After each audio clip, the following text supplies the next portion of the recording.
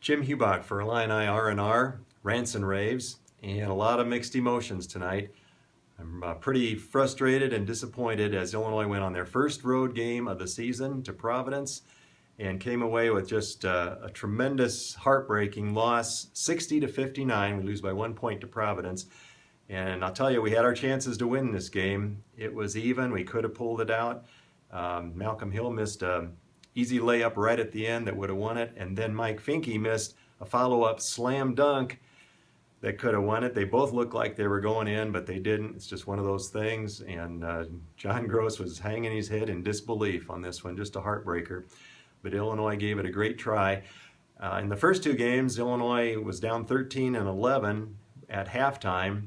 And this game was a little bit different because they stayed close the whole game. The lead changed hands a number of times, and Illinois was only down by 2 points this time at halftime. But one thing that was really surprising was Illinois had their chances to win this game really without the services of Mike Thorne or LaRon Black. Both of them had terrible games. Mike Thorne fouled out of this ball game with 0 points after having 20 or more points in the first two games of the season, so that was a shocker. And then LaRon Black, he's just got to get his head in the game, folks. He had a horrible game, I can safely say. Every time he came in, he got a stupid, silly foul, and they had to yank him right back out of the game, and he had 0 points also. So that was pretty frustrating.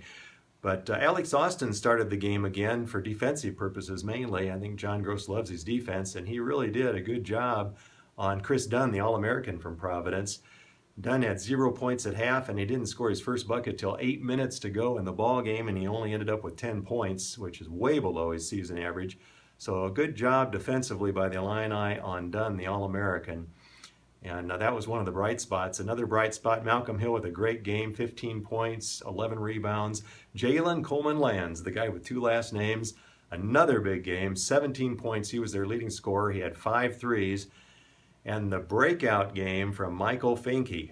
Wow, he had 12 points and 7 rebounds. Just a great game from Finke.